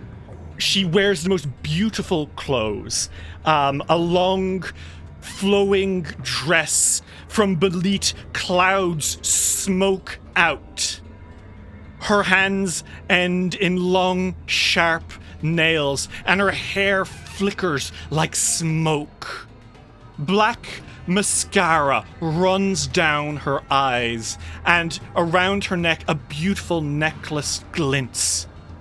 A collar is flipped up behind her, marking her as an outdated but well-dressed noble.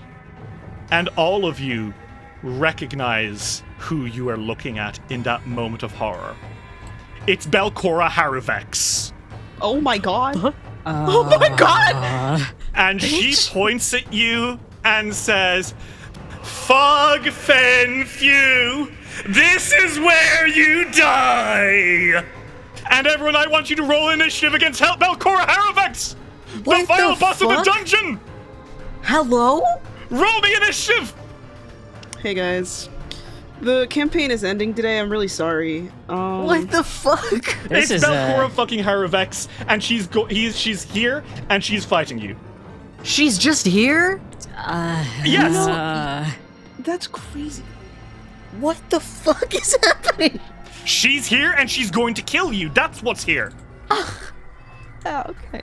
Whatever. Well, I will say, she's gorgeous. She is gorgeous. Can we see her fucking art up close? Yeah, can you extend it? Can you? Because oh, yes. Oh my god, she's good.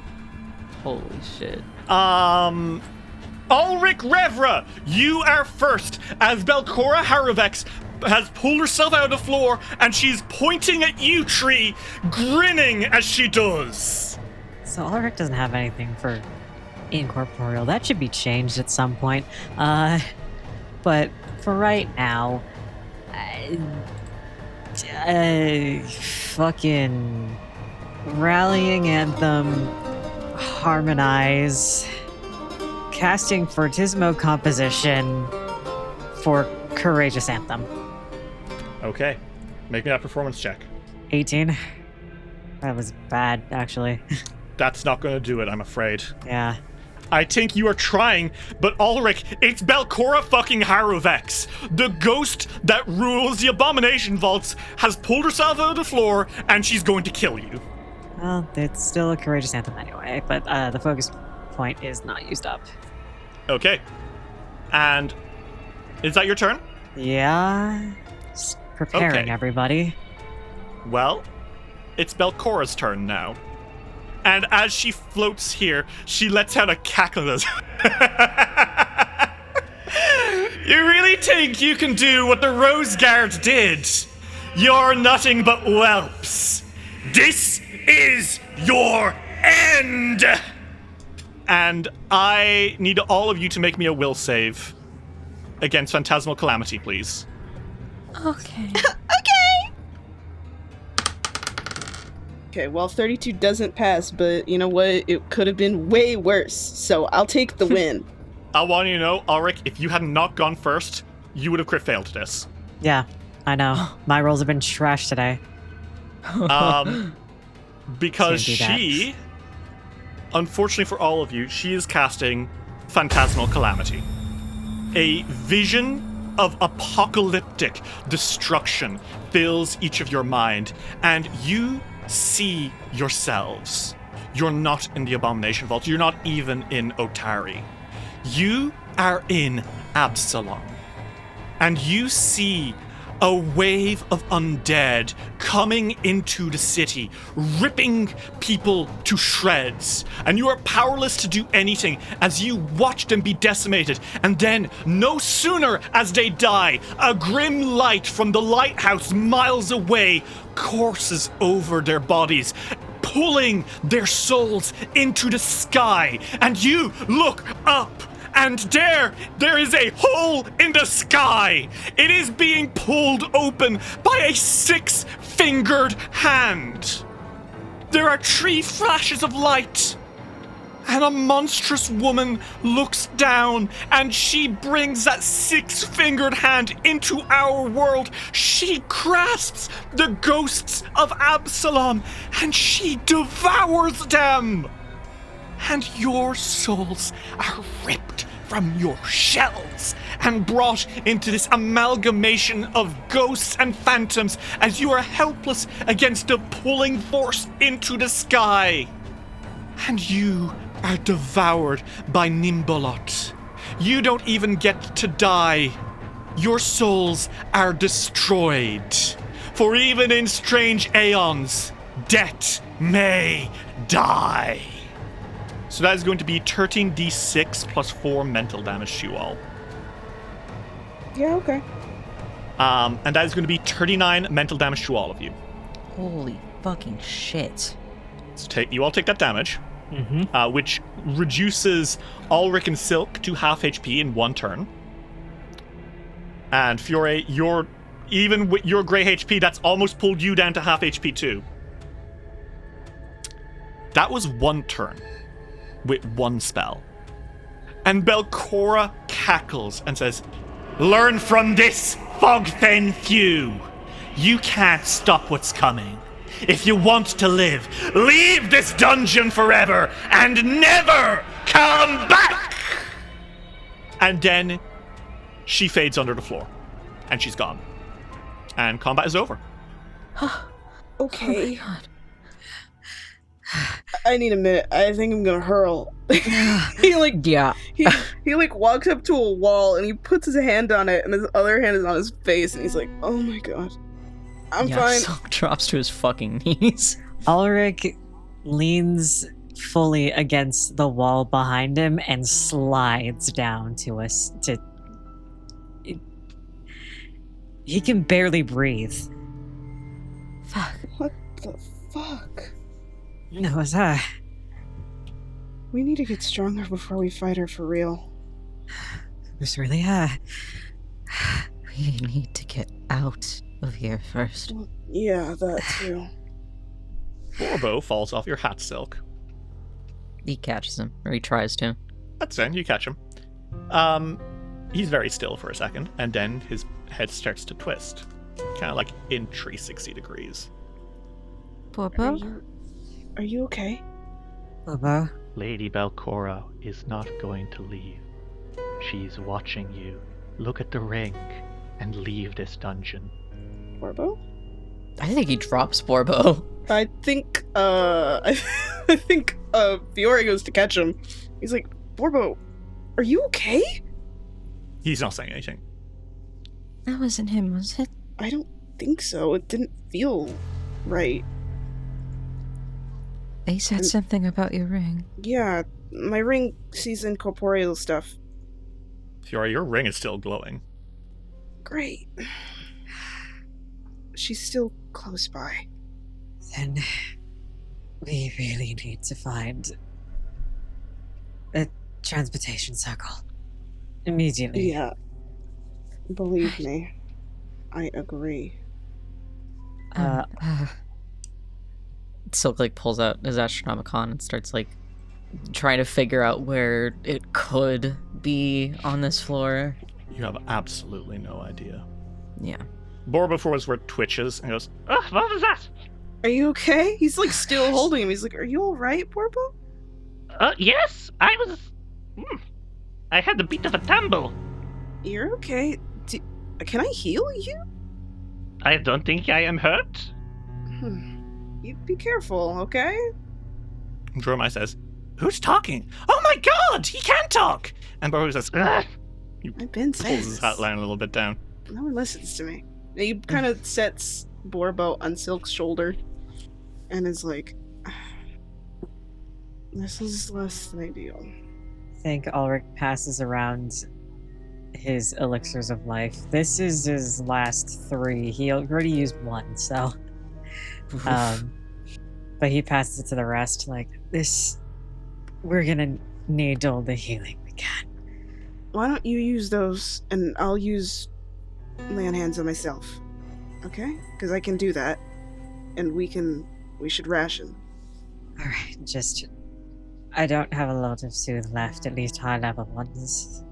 I don't have a lot of soothe left, at least not high-rank ones. Right. And cozy cabin, until I can figure out us being safe, is not an option here. What other options do you have if you run out of spells? Dan? Well, I do take camping stuff with us every time. We're gonna have to spend the night down here if we can't find the exit fast enough. We might have to. You're all running very low on spells. I think it's less of a might and more of a probably should soon. Yeah. Why don't we heal? Because I don't think that any of us are doing well. And then we'll decide what to do from there, okay? Okay. And Ulrich hands a elixir of life to Silk. Thank you. Gosh. And with the new ingredients I got, I can make a few more of these as well. Well, you guys drink some potions. Figure out, are you going to stay here? Or what's the plan? I mean, Fiore's not opposed to something like staying here because he's Fiore. He literally is like, well, wherever, whenever. That's how he feels. Ulrich is hesitant about it, but he does agree that right now it's the only way without potentially tiring everybody out. So, yeah, they gotta stay. Well, what do you think, Silk? I think I want to go home. Don't we all? The three of you, well, at this point, 5 of you, set up camp deep in the dungeons. And Fiore, that glowing ring fades for a while, but every once in a while it glows again. The rest of this campaign will follow you being stalked by the ghost of Belcorra Haravex, and there is mercilessly little you can do about it.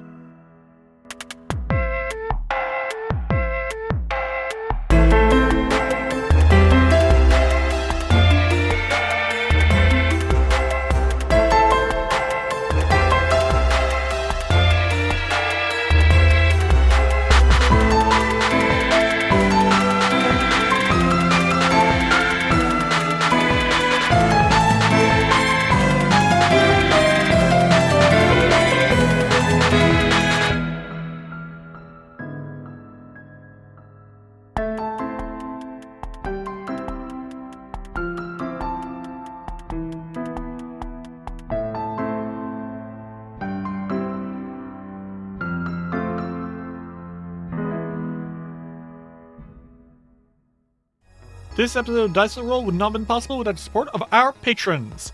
Windy2002, Owls, Millie, Brobear, Seller Vow, The Protease Inhibitor, Acid Dialogue, River Sports Artists, Thunderscar, Horror Fan, Lightning Scar, Dr. Caesar MD, A Potato, Derpy Gamer, Quinlan Boss, Princess Alavi, Emily is Gay, Meowmai, Abyssal Chimera, Knight the Werewolf Teacher, Actually a Bot, A Sleepy Bear, Kyle Damon, Soul Grease Lobo, Phoebe Jeebies, Lux Rexus, Tony Saunders, Mita, Arave, Mott, Aries, Alexander Criswell, Skyly, Blur Stallion, Generally Tricked, Transgirl Trish, Bal Punyon, Matthew Wilson Krasnovich, Tillen Shark, Jonathan Love, G. Barbera, Luke, Gideon, Simon Strange, Seth, Rain, Gizmo, Cass, Fable McElduff, Ava, Remty Bright, Lonesome Chunk, Steph, Sean C., Natasha Lumley, Reflux, Ellie, Jenna Mitchell, Kane Kendrick, Sky Evangeline, Triceratops, Anna Maria,